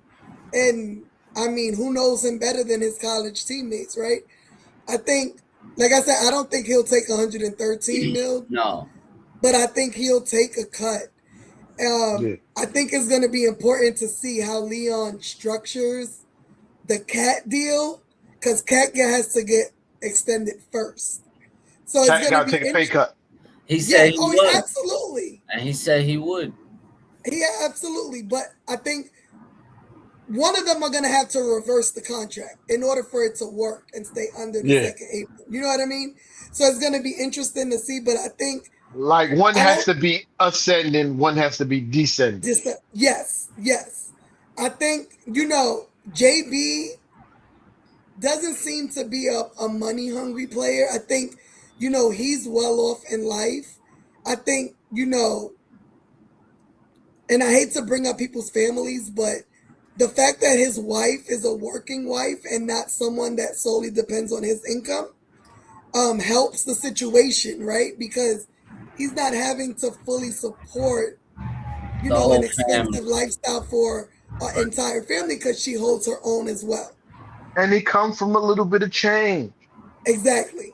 Right. I mean, even though his pops may not have been perennial, you feel me, like NBA player had a super long, well, he played Right. in the NBA 9 years. Listen, and let's Right. not forget this. He might not have to pay rent in New York City ever. He might not have to pay for food Uh, ever again yeah, in New yeah. York Your City. Kev. He might have The, to go to the supermarket. They might have to force him to pay stuff because, your he's Kev. gonna have to be like, "Yo, let me pay something." Your That guy Kev. he has it made here. Your Kev. Look. Even though I'm pretty sure he don't live in New York, but New York City landlords don't give a fuck. They want their bread, Yeah, bro. he live Yeah, upstate. yeah, yeah. New York City landlords don't give a fuck what you did. They want chicken. I don't care about what champion what nigga pay me. New York City landlords don't give a shit. But nah, like I'm saying, his pops is probably 9 year career, probably at base salary at that time, maybe a little bit under a mil, around a mil a year. You feel me? Like that. You're not poor. Let's keep it at that, right? You may not be considered super rich, but you're rich.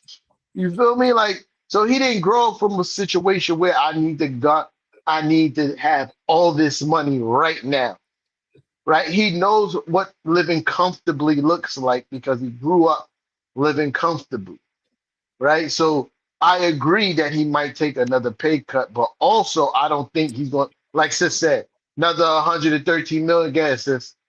Jalen Brunson wins ESPY for best male athlete.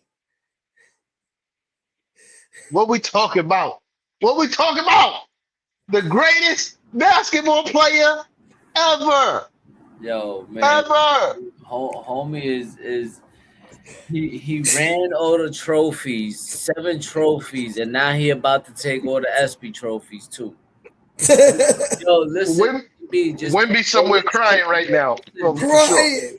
just take a picture with all your trophies and tag Wemby on it when you put it up on Twitter and say Yep. fuck Wemby. I said this somewhere during the season. As long as Jalen Brunson is in his prime as and the Knicks, Wemby is never gonna have a good time. I said it. I said it. He's never gonna have a good time as long as Jalen Brunson is in his prime and a Knick, never gonna have a good time.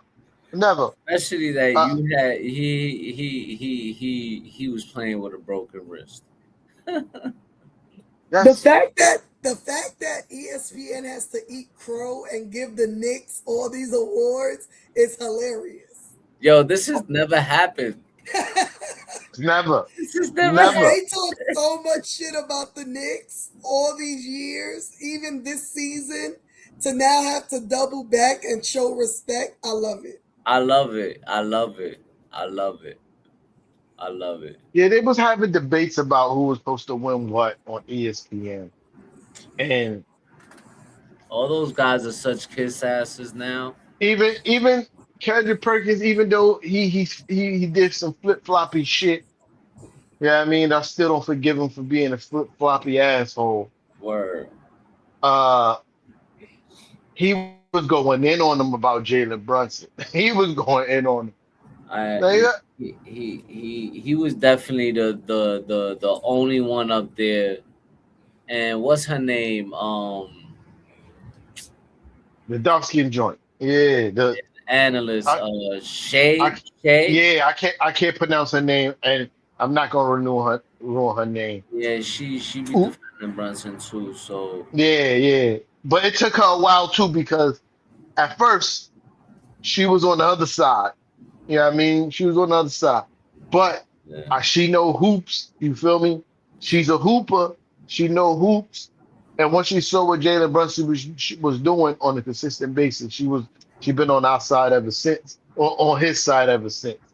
But yeah, this is for about to give a acceptance speech like I'm Jalen Brunson. This is for every motherfucker who's talking shit. I mean, said what JB couldn't do. This is what we wish JB said on the mic. Who they said who they said JB wasn't going to be. They said they said he wasn't 1A. They said that he was too small to do what he did. And he wasn't athletic enough. Too small. Wasn't athletic enough. Too small. Couldn't lead a team to a championship. Too slow. And JB too slow for sure. JB did all that. JB did all that. Beat the person that they thought was unbeatable because he's 7'4". Yo, that one play, right, where JB is driving to the basket and he shoved Wemby. When I see Wemby flop like a little puta, I was like, oh man. Yo, I ain't gonna lie. Some of my favorite parts of the show is when Cam sprinkle in the Spanish or the insults. That's some of my favorite parts of the show. When you insult a nigga and you switch over to Spanish real quick, your favorite parts of the show. I ain't gonna lie. I ain't gonna lie though. That one part, I watch it all the time. I watch it every day since it happened. I can watch it every day because I have it saved on my Instagram. So I go back every morning. As a matter of fact, this morning I said something to it again, and but I always go back to that one play because you so big and doofy, dude. Yo, you know what I love to do because it's still on my timeline. High value for sure. Every reaction video from non-Knick fans Even if I seen him before, Yeah. I watch. Even if I see him before, especially the ones from the 29-point comeback. Yo, that Oh, Hold on, I so never skip them. you know the white girl that was doing the reaction videos. So she does them for like other sports and stuff, right? Yeah. So yesterday she did it for I the All saw Star that one. game That for was baseball. hilarious. That was hilarious. She did it for the All Star game for baseball, and she's like, uh, if she says if the NL don't win, I'm gonna do whatever the first comment says, and it was like take me out for dinner for my birthday or something, right? Because the NL lost yesterday. Yo, I commented on her shit. I said, please keep betting against, please keep crashing out against the Knicks because you seem to be very good luck. Yeah, for sure. For sure. Yeah, I mean, speaking about, reaction videos is something I want to talk to you. I won't leave here, which we're about to do very soon. Uh, but yeah, you know, that's something I never skip. Even if I've seen them 3, 4 times, I'm watching those reaction videos from fans and non-fans alike because it brings my heart joy every single time. Yeah. Especially the non-believers and the haters. Yeah, I was watching other teams go say we when they talk about the Spurs, right? Yeah. Yep. I was watching Boston fans be like, yo, if we just stop Jalen Brunson, I'm like, wait, what you mean we? Right. Yep. Right. You Right. supposed to be a Celtic fan. Like But if I'm rooting against a team, I use the word they. yeah. It's Right. they. Because the only we I know, the only we I know. You know what I mean? But yeah, yeah, Like Cat, my fault. we don't go buy Spurs hats or OKC hats. Fuck no. I mean, we don't do shit like that, But yeah, Nasty work. All yeah. right, so boom. Unless I got anything else. So the only thing we didn't talk about, which we could talk about really quick, is the importance of keeping this team together. You know Right. how important y'all felt this was, and you know how good do you think the Knicks management has done in doing so? All right, Um, so I guess let me start this one off. I ain't start one off, you know what I mean, since the beginning of the show. Uh, I think that's part of the reason why a lot of teams don't repeat because they're unable to keep the team together. There's always a lot of missing essential pieces. Look at Denver. I think Denver was one of the few teams in like the last 10 years I thought had a real chance of repeating, but Caldwell Pope was gone. Bruce Brown was gone. Those were essential pieces, right? I'm talking about 25 to 30, 30 to 35 a minutes per game players. You know what I mean? Like that changes the whole dynamic. You can't pick somebody to do what those guys do, right? For the Denver Nuggets, Bruce Brown was the Josh Hart of their team. You know what I mean? You can't. It's not too many of those type of players in the NBA that you just look at them and be like, "Yo, do what you do," and expect them to be effective, right? So it's. I'm gonna land the plane by saying it's super important because, like I said, a lot of the reason we don't see repeats because teams get broken up. Their supporting cast get broken down, and having our supporting cast for the majority come back together means a ton. I just want to tell that OKC fan that Wemby was like a bitch. He was a bolita in the fight in the Western Conference Finals. So don't talk about shit. Move a little bit. Show him who the champ is. Yeah, yeah. Look at that, Yeah. OKC. Wait, hold on. Wait. What he said? What he said? He just saying OKC, OKC. Listen. Shea Okay, is his goat. homie. What's his name? So we We did y'all the favor and beat San Antonio for y'all, so be happy. All right. Yo, Facts. the So guy that we beat made Shay his bitch. yeah, Facts. he did. Made Yeah. Facts.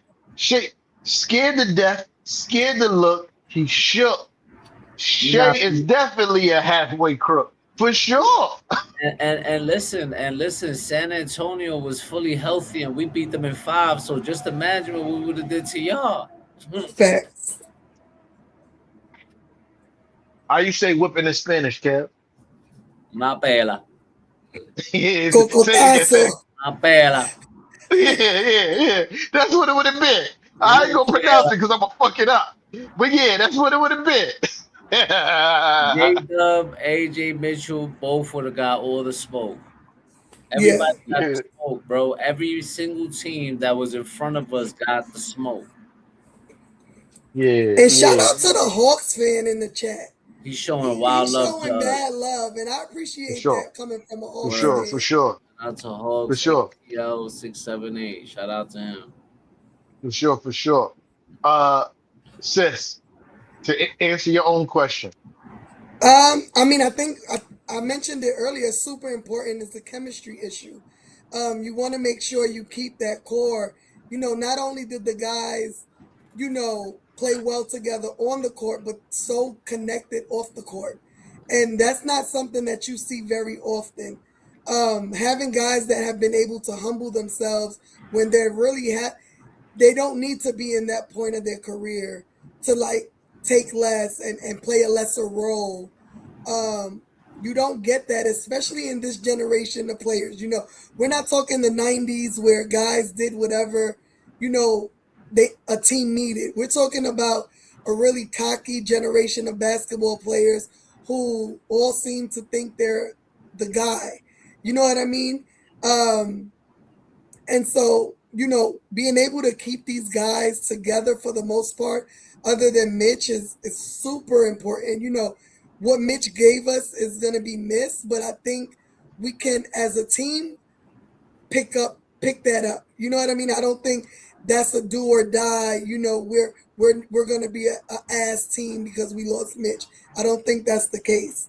Um, Super important, like you said, T. That's the reason why we haven't seen repeat champions. And I think God willing, we stay healthy. We're good. We're in a good position to make a run for it. The fact that we didn't talk about it, but I'm gonna mention it. JB played with a fucked up wrist since game 2 of the Eastern Conference Championship and put up work and gave, you know, Cleveland work and gave the Spurs team who was supposed to whip our ass work, put up 45 in a game 5 to win a championship. Damn near scored half the Knicks points. Imagine if he was fully healthy in this run. You know what I mean? It just everything about this team is likable. If you don't like this team, regardless of what team you root for, you're a straight up hater. Because there's not a guy on this team that's not likable. Um, I'm just happy. I'm happy that for once in our lifetime, we're able to see a team to truly compete year after year after year. Yeah, I mean, to be and honest with you, think about it though. Like the teams that are able to keep their teams together, the Bulls, the Warriors, all those teams that became dynasties were able to keep most of their guys together for a long time and were able to win. So that's and we got a lot of vets on our team. These guys, they there's a lot of cohesion within the team. These guys are family now. So and they've already figured out a way to win and what it takes to go, win a championship. So, you know, I'm not worried. Yeah. that's So I put this comment up from this OKC fan because I want to address this. Y'all match up perfectly against the Knicks. That's what they said about Atlanta in round 1. That's what they said about Philly in round 2. That's what they said about Cleveland in round 3. And they said that we were beneath the Spurs in the finals. And you see what we did to each and every team. The only team that really gave us a fight, and I'm not saying it because there's an Atlanta fan in the chat, but truly was Atlanta. Even though they only beat us by 1 point each game, they're the team where I was like, damn, are the Knicks going to pull this off? They forced us to reinvent our offense. And Yep. I respect that, and I'm thankful for that. You know what I mean? But don't go and say y'all match up perfectly against us, because if Wemby did that to Chet, imagine what Cat was about to do to him. Facts. That boy light in the ass. Yo, Cat was gonna murder him. And Cat put work on Wemby. Work. To the point Work. where the refs had to cheat to get Cat out the game. Yeah. Because it would have been a sweep for sure. Sweet. And you know Isaiah Hartenstein, he don't do good against centers that could shoot or play well, because we all saw what Joel Embiid did to him. And that was a fucked up Joel Embiid. One leg, for sure. With Bell's palsy. Right. One leg with Bell's palsy gave him 50. Right. Gave him 50. But listen, I don't know how. I get it. You gotta be confident in your team. I guess I got spoiled. Yep. I guess I got spoiled for and believing the hype with the West is so much better, which it actually has been proven with the parity in NBA championship winners, that the West ain't that much better, because we win at the equal rate. In the last 10 years, we've been winning at the same equal rate. I got you, sis. I saw you. We've been winning at the same equal rate as the West when it comes to NBA Finals. So, I got spoiled. Yeah, sis. Hold on. Where is it at? Give me 1 second, because I'm going to show it. Shea never put up 45 in an NBA Finals. Close Best out. The Knicks team. win best team.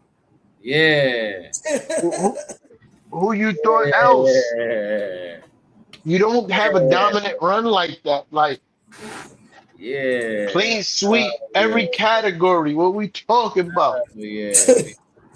What we talking about? Clean sweep. Listen to me, bro. Like, I don't see how we lose any of those categories, bro. Nobody ever did it better than that. Nobody. Not even Shea Alexander. Not even Shea Alexander did it better. Kev, you know I got a song, right? You know I got a song. Nobody does it better. Nobody does it better. They could come closer than close. Yeah. Original, they never would be. Wow. Shout out to Nate Dogg. You feel me? Right. Shout out to Nate Dogg. R.I.P. You heard? Warren G. Yeah. Nobody does it better. Facts. Listen, man. You know, we watch these correspondents on all these major talk shows and podcasts talk about, they had the greatest run of one of the greatest runs of all time, but they're not one of the greatest teams of all time. First of all, every last single one of them, Frank Stan's still open. We won a championship. Frank Stan. Yo, listen. What you mean we not one of the greatest teams of all time? Did you not see what happened? Did you not see us beat the quote-unquote future greatest player of all time in spectacular fashion? If any other team in the NBA had a run like we had, y'all be saying that they are the greatest team of all time. You know why? Because they did the greatest things of all time in this run. the greatest things. You talk about highest point differential. One of the best offenses in NBA playoff history. The biggest comeback in NBA history. We had the player with the greatest fourth quarter efficiency in NBA history. We had a player that did something that only four other of the greatest top 10 players, well, not top 10, because Bill Walton is not a top 10 player, but he's one of the top 75 all time, for sure. I don't care where you place him, top 75. But everybody else top 10 on the list of what JB did. It's all. When it comes to playoff efficiency, especially in the fourth quarter, Jalen Brunson sits in the stratosphere all by himself. Not even the GOAT Michael Jordan sits there.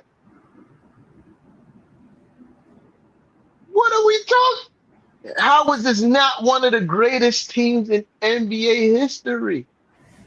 If not, I'm sorry. I'm going to let it play right now. Right now. Last thing. Right? First round went to 6 games. No other series went past 5. No other team won more than 1 game against the Knicks except for the Hawks. I'm gonna land the plane there. And to be honest, like, I get it. You're an OKC fan. You're supposed to think your team is the best. Because when we weren't shit, we still thought our team was the best. But for you to say that Shea is the most efficient guard, now we're gonna let's.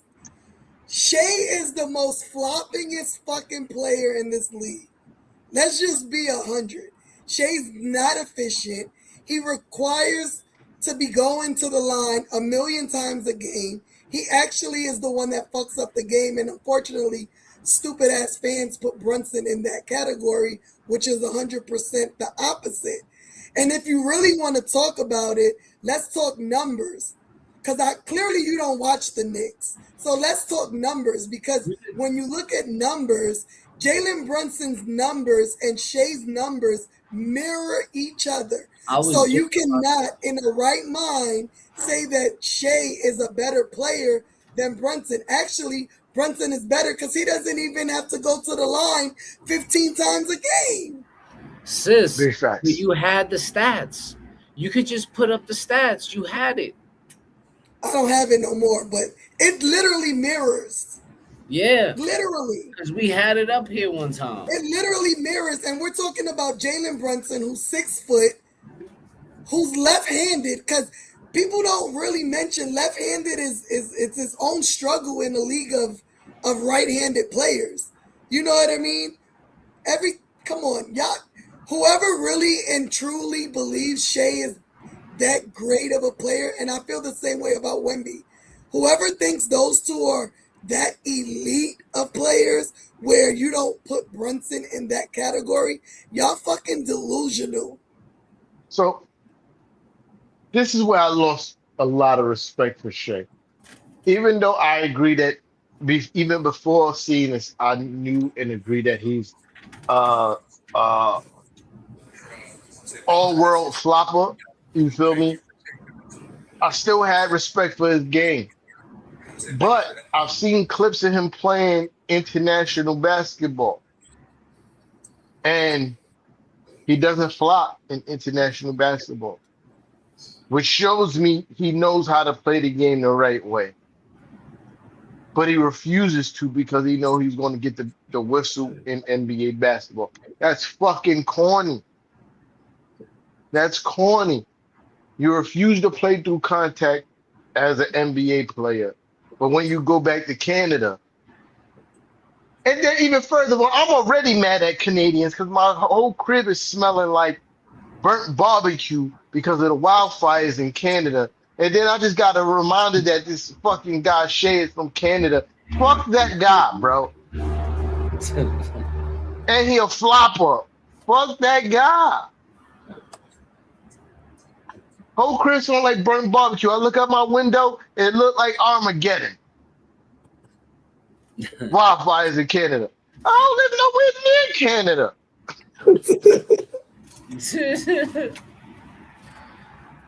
But yeah, nah, it's nasty work. You know what I mean? Nasty work. I hope the NBA refs are watching, or I don't know if they're still playing, or watch Shea play in international basketball to know how he can play. Because NBA players also say international basketball as sometimes is more physical than NBA basketball. So if Shea could stand up to the more physical version of basketball that's happening overseas, then he could do that here. And you don't need to call a whistle for every time he throw himself on the ground for no reason. So I'm saying. It's so funny because he says Shea doesn't even lead the league in free throw attempts. You're right. He's number 2. Like, be fucking for real.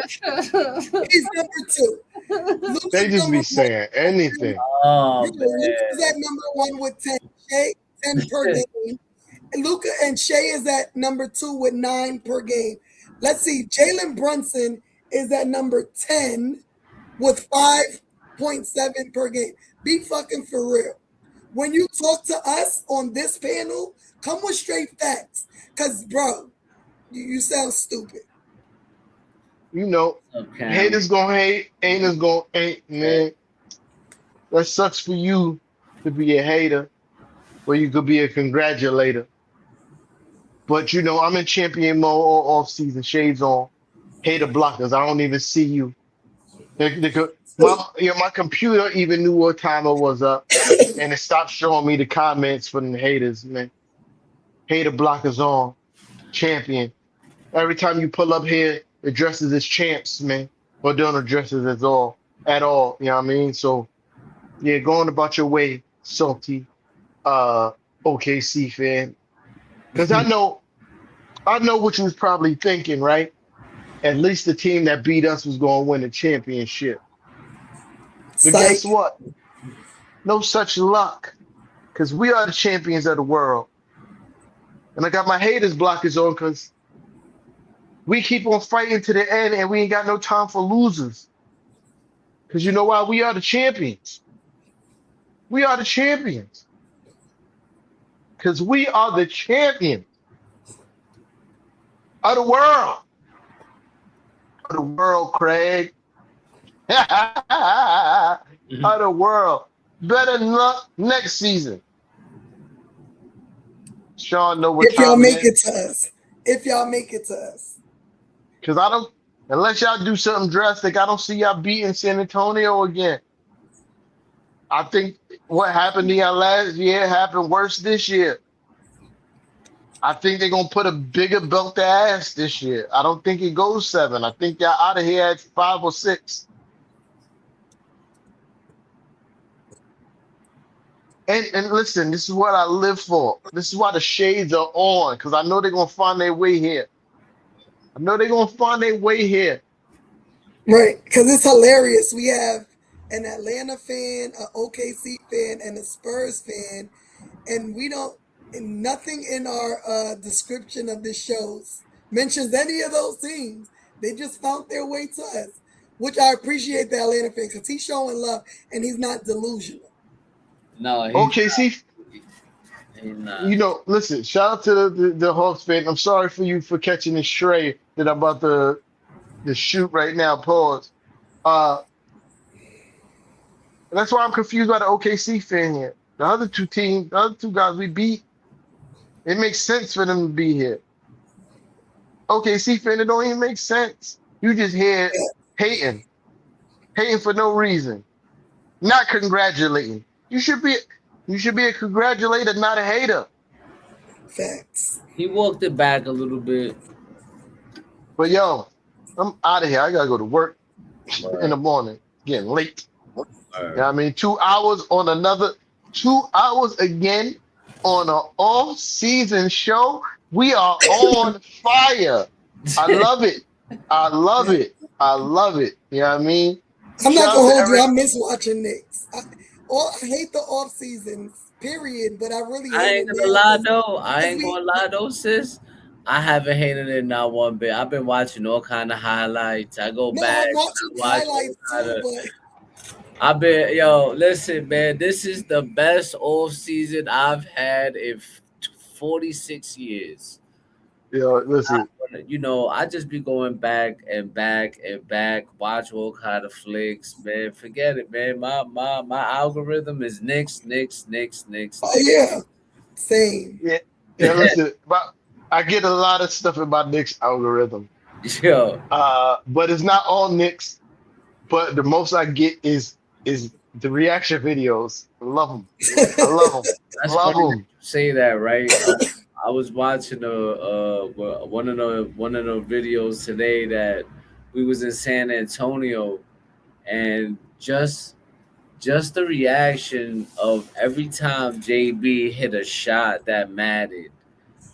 It like fans were crushed, and you could see their reactions. Yo, bro, today I was laughing in tears because I Yeah. didn't ever notice that, right? I didn't notice that, and then today I start watching the fans, and I'm like, yo, that's hilarious.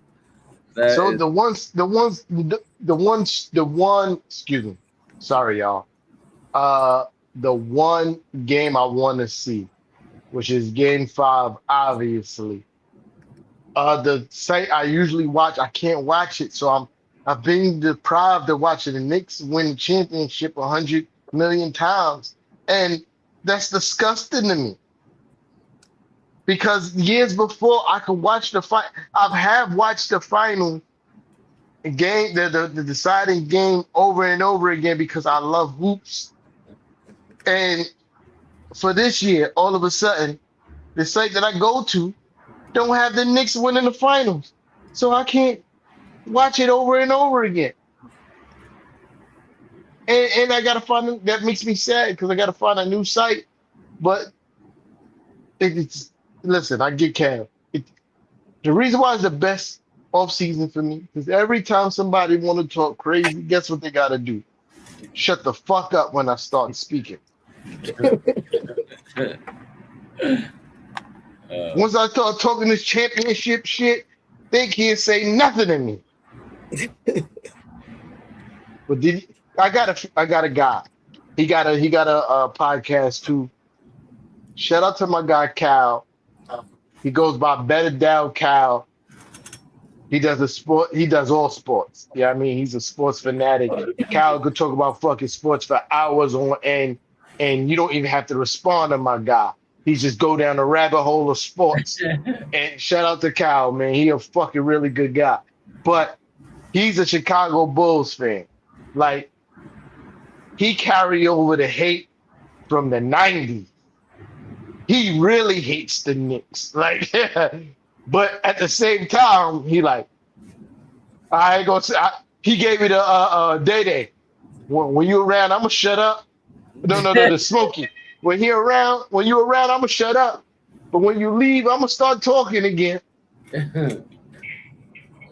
Yeah, but shout out to my guy Kyle. And that's how everybody else is when I'm around too. Like, yeah, champion in the building. Big champion energy. You know what I mean? And keep it that way.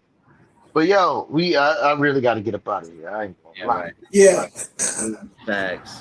We 2 hours in. You know what I mean? Shout out to everybody that pulled up tonight. If you didn't do so already, make sure you hit that like button, share. And there's always Karen. Make sure you subscribe, hit that notification bell, set it to all so you don't miss no all season talk with Knicks and Ish. If you didn't do so already, go to the Shopify. It's scrolling across the bottom of the screen. Since you got it or I got it. You got it or I I got got it. it. I got it. I'm gonna do it. Hit the outro. Boom shakalaka. The Knicks is the difference. Our grit, that's the difference. These kids are just different. And you know we live brass tags the parlay lord. Let's go.